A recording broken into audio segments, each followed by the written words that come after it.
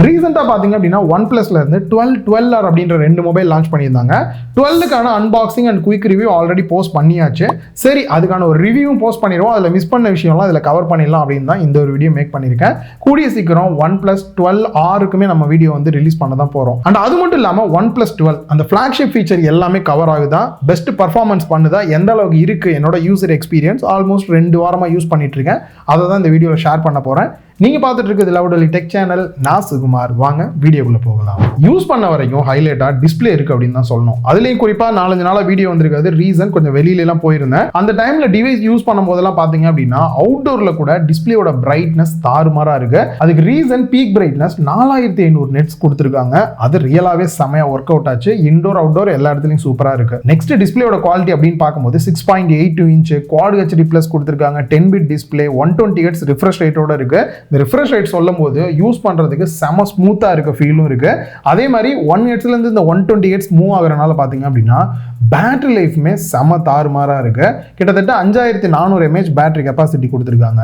1 டேக்கு மேலேயே பாத்தீங்க அப்படின்னா இந்த பேட்டரி லைஃப் கிடைக்கிறத நல்லாவே நோட் பண்ண முடிஞ்சது. 100 வாட்ஸ் அடாப்டர் கொடுத்துருக்காங்க. சார்ஜிங் டெஸ்ட் அப்படின்னு வரும்போது நான் லைவா டெஸ்ட் பண்ணி பார்த்தேன். இவங்க கொடுத்துருக்கக்கூடிய அந்த 100 வாட்ஸ் அடாப்டரை யூஸ் பண்ணி 0 to 50% சார்ஜ் ஆகிறதுக்கு 12 நிமிஷமும் 100% சார்ஜ் ஆகிறதுக்கு 27-28 நிமிஷம் கிட்ட டைம் எடுத்துக்கிச்சு. ஃபிளாக்ஷிப் மொபைலாவும் இருக்கணும், பேட்டரி லைஃப் ஒர்த்தாவும் இருக்கணும்னு நினைக்கிறவங்களுக்கு செம சூப்பரா ஆப்டிமைஸ் பண்ணிருக்காங்க. ஏன் பேட்டரிக்கு போயிட்டு வந்தேன் அப்படின்னா பேட்டரி லைஃப் ரொம்ப நல்லா இருக்கிறதுக்கு ஒரு ரீசன் பாத்தீங்கன்னா இந்த ரிஃப்ரெஷ் ரேட் 1 Hz இருந்து 120 Hz வரைக்கும் ஆட்டோமேட்டிக்கா சேஞ்ச் ஆகிறது கூட ஒரு ரீசனா இருக்கலாம். பேட்டரி லைஃப் இந்த அளவுக்கு பெட்டரா இருக்கிறதுக்கு இன்னொரு ரீசனுமே இருக்கு. வீடியோக்குள்ள அதையுமே சொல்லியிருக்கேன். யூஸ் பண்ண வரைக்கும் பாத்தீங்க அப்படின்னா மேல இருந்த ஸ்கிராட்ச் கார்டையும் ரிமூவ் பண்ணிட்டேன். பேக் சைட்ல கேஸ் போடாம தான் யூஸ் பண்றேன்.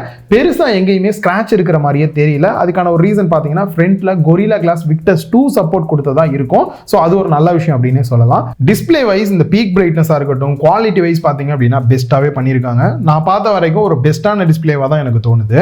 பேட்டரி பத்தி பேசும்போது இந்த வயர்லெஸ் சார்ஜிங் மிஸ் பண்ணிட்டேன்.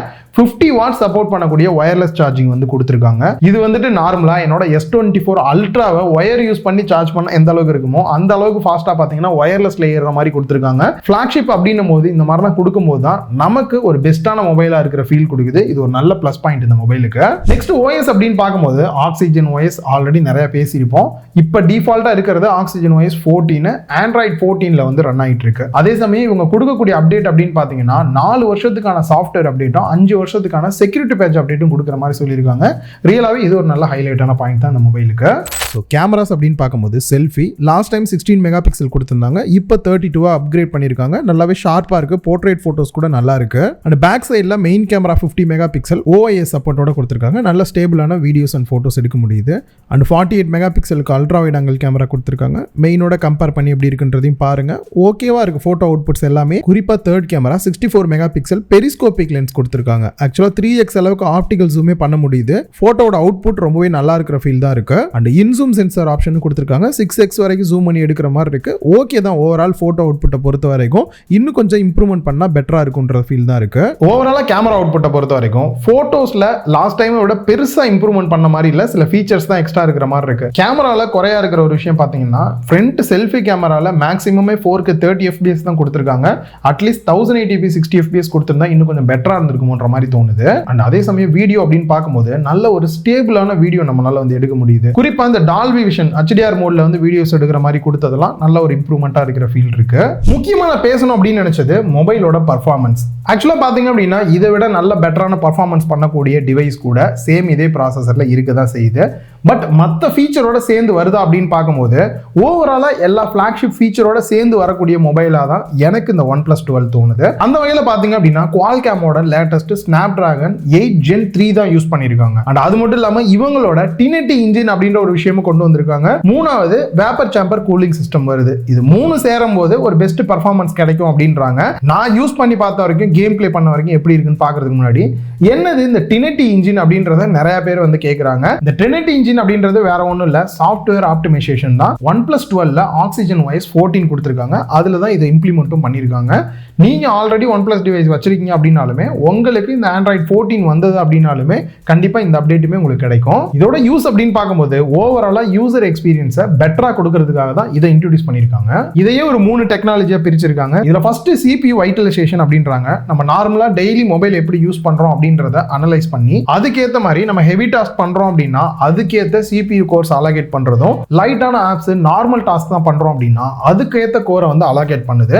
ஸோ இதனால பாத்தீங்க அப்படின்னா பர்ஃபார்மன்ஸ் வைஸ் உங்களுக்கு பெட்டராகவும் ஸ்மூத்தாகவும் இருக்கும். அதே சமயம் பேட்டரி கன்சப்ஷன் அப்படின்னு வரும்போது நல்லாவே ரெடியூஸ் பண்ணி கொடுக்கும் அப்படின்றாங்க. நார்மலா நம்ம கேம் பிளே பண்றதை விட ஒரு 30 நிமிஷம் எக்ஸ்ட்ரா டைமிங் வந்து கிடைக்குது அப்படின்றாங்க இந்த ஒரு CPU வைட்டலைசேஷன் மூலியமா. நெக்ஸ்ட் எங்க வருவாங்க? ரேமுக்கு தான். ஸோ ரேம் வைட்டலைசேஷன் அப்படின்ற ஒரு விஷயம் கொண்டு வராங்க. ஸோ இது வந்து பாத்தீங்கன்னா இன்டெலிஜென்ட்டா யோசிச்சு ரேமை வந்து யாருக்கு எப்படி கரெக்டாக கொடுக்கணும் அப்படின்றத யோசிச்சு பண்ணோம் அப்படின்றாங்க. ஒரு எக்ஸாம்பிளுக்கு நம்ம அதிகமாக ஒரு ஆப்பை ரிப்பீட்டடாக யூஸ் பண்ணிட்டே இருக்கோம் அப்படின்ற பட்சத்தில் அந்த ஆப்புக்கு வந்துட்டு ரேமோட ப்ரியாரிட்டி வந்து அதிகமாக இருக்கும். அதே சமயம் யூஸ் பண்ணாமல் இருக்கிறது, க்ளோஸ் பண்ணாமல் பேக்ரவுண்டில் இருக்க ஆப் எல்லாத்துக்குமே மெமரியை கம்மியாக கொடுக்கும் அப்படின்றாங்க. ஸோ இது எப்பயும் பண்ணுறது தானே அப்படின்னா அதுக்கு ஒரு பேர் வச்சு கொடுத்துருக்காங்க. இதனால பார்த்தீங்க அப்படின்னா ஒரு ஆப்லேருந்து இன்னொரு ஆப்புக்கு ஸ்விட்ச் ஆகும்போதும் சரி, ஒரு ஆப்பை நம்ம ரெகுலராக யூஸ் பண்ணாலுமே லேக் இல்லாமல் யூசருக்கு வந்து ஒரு ஸ்மூத்தான எக்ஸ்பீரியன்ஸ் கொடுக்கும் அப்படின்றாங்க. நெக்ஸ்ட் ஸ்டோரேஜுக்காக ரோம் வைட்டலைசேஷன் கொண்டு வராங்க. ரெகுலரா பாத்தீங்கன்னா நம்ம ஆப்ஸ் கேம்ஸ் எல்லாம் ஓபன் பண்றது, ஃபைல்ஸை டிரான்ஸ்ஃபர் பண்றது, இந்த மாதிரி நிறைய பண்ணும்போது ஃபைல்ஸ் வந்து ஒரு அரேஞ்ச்மெண்ட் இல்லாம இருக்கும். பட் இது மூலியமா பாத்தீங்க அப்படின்னா ஃபைல்ஸை ரீஅரேஞ்ச்மெண்ட் பண்றதுக்கும் டூப்ளிகேட் ஃபைல்ஸை ரிமூவ் பண்றதுக்கும் ஸ்டோரேஜோட ஸ்பேஸை வந்து ஆப்டிமைஸ் பண்ணி தேவையில்லாத எல்லாத்தையும் ரெடியூஸ் பண்ணி ஃப்ரீ ஸ்பேஸ் பண்றதுக்குமே ஹெல்ப்ஃபுல்லா இருக்கு அப்படின்றாங்க. இதனால நார்மலா 1 இயருக்கு மேல நம்ம யூஸ் பண்ணாலும் கூட சீக்கிரம் இந்த மாதிரி சின்ன சின்ன விஷயத்தினால ஸ்டோரேஜ் அதிகமாகாம இருக்கும். இது மூலியமா ஆப் எல்லாம் ஓபன் பண்ணாலும் ஃபாஸ்டா ஓபன் ஆகுறதும் சரி, ஃபைல் ட்ரான்ஸ்ஃபரும் பெட்டரா இருக்கும் அப்படின்றாங்க. இது எல்லாமே புதுசா அப்படின்னு கேட்டீங்கன்னா ஆல்ரெடி இருக்கிறது தான். இன்னும் கொஞ்சம் பெட்டரா ஆப்டிமைஸ் பண்ணி அதுக்கு ஒரு நேமா Trinity இன்ஜின் அப்படின்னு சொல்லி வச்சிருக்காங்க. ஸோ ஓவராலா இதெல்லாம் நடக்குது அப்படின்னும் போது நமக்கு ஃபோன் பெட்டரா இருக்கும். ஆல்மோஸ்ட் 1 இயர் 2 இயருக்கு மேல போனாலுமே ஒரு பாக்ஸ்ல இருந்து புதுசா ஒரு ஃபோன் எடுத்து யூஸ் பண்ணா எப்படி இருக்குமோ அந்த அளவுக்கு ஒரு பெட்டரான எக்ஸ்பீரியன்ஸ் கிடைக்கும் அப்படின்றாங்க. பட் நான் லைவா யூஸ் பண்ணி பார்த்த வரைக்கும் பாத்தீங்க அப்படின்னா கேம் பிளே எல்லாம் பண்ணும்போது எந்த இடத்துல லேக் இருக்கிற ஃபீல் கன்ஃபார்மா இல்ல அப்படின்னு சொல்லணும். அண்ட் கேமுக்காகவே ஸ்பெஷலா ஹைப்பர் பூஸ்ட்னு கொண்டு வந்திருக்காங்க. லேக் இல்லாம விளையாடுறதுக்கு ஹெல்ப்ஃபுல்லா இருக்கு. ஹைப்பர் டச் ஆப்ஷன் இருக்கு. எனேபிள் பண்றோம் அப்படின்னும் போது டச் ரெஸ்பான்ஸ் டைம் வந்து இன்னும் ஃபாஸ்டாவும் இருக்கும், மோர் அக்யூரேட்டாவும் இருக்கும் அப்படின்றாங்க. ஹைப்பர் ரெண்டரிங்கை பொறுத்த வரைக்கும் ஒரு ஸ்மூத்தான அனிமேஷன், ஓவராலா விஷுவல் எக்ஸ்பீரியன்ஸ் வந்து பெட்டரா இருக்கும் அப்படின்றாங்க. நம்ம டெஸ்ட் பண்ணி பார்த்த RAM variant 16 GB RAM variant, இதுலயே 12 GB ரேம் வேரியன்ட்டுமே இருக்கு. ஸ்டோரேஜ் டைப்பை பொறுத்த வரைக்கும் UFS 4.0 யூஸ் பண்ணிருக்காங்க. 256 GB இன்டர்னல் ஸ்டோரேஜ், அப்படி இல்லைன்னா 512 GB இன்டர்னல் ஸ்டோரேஜோட வருது. ஸோ ஓவராலா பாத்தீங்கன்னா நிறைய கேம் பிளே வந்து நீங்களே பார்த்திருப்பீங்க. நானுமே கேம் பிளே விளையாடும் போது பெருசா லாக் இருக்கிற மாதிரியான இந்த மாதிரியான ஃபீல்லாம் எங்கேயுமே இல்ல. ஸோ பர்ஃபார்மன்ஸ் வைஸ் ரொம்பவே நல்லா இருக்கிற ஃபீல் தான் இருக்கு. நீங்க ஒரு மொபைல் வாங்க போறீங்க, பேட்டரி லைஃப் பெட்டரா இருக்கணும், நல்ல பர்ஃபார்மன்ஸ் இருக்கணும், கர்வ்டு டிஸ்பிளே இருக்கணும், நல்ல கேமரா இருக்கணும், அண்ட் ஒயர்லெஸ் சார்ஜிங் இந்த மாதிரிலாம் எதிர்பார்க்குறீங்க அப்படின்னும் போது ஒரு ஆல்ரவுண்டரான OnePlus டிவைஸா தான் எனக்கு இந்த OnePlus 12 வந்து தோணுது. ஸோ பிரைஸ் அப்படின்னு பார்க்கும்போது 12 GB ரேம் வேரியன்ட் 65,000 ரூபாய்க்கும், அதுவே 16 GB ரேம் வேரியன்ட் 70,000 ரூபாய் கிட்ட பிரைஸ் பண்ணிருக்காங்க. ஆக்சுவலா OnePlus 11ல இருந்து பாத்தீங்க அப்படின்னா 12க்கு நிறைய மேஜரான அப்கிரேட் பண்ணிருக்காங்க. பிரைஸ் அப்படின்னு பார்க்கும்போது கொஞ்சம் அதிகமா இருக்கிற ஃபீல் தான் இருக்கு. ஸோ மற்றபடி ஓவரால் என்னோட மொபைல் எக்ஸ்பீரியன்ஸ் வந்து ஒரு பெட்டராகவே இருக்கிற ஃபீல் தான் கொடுத்தது. ஸோ நீங்க இந்த பிரைஸ்க்கு இந்த மொபைல் வாங்குவீங்களா, நீங்க என்ன நினைக்கிறீங்க அப்படின்ற உங்களோட கருத்துக்களை கீழே கமெண்ட் பாக்ஸ்ல மறக்காம கமெண்ட் பண்ணுங்க. இன்னொரு வீடியோல மீட் பண்ணலாம். பாய்.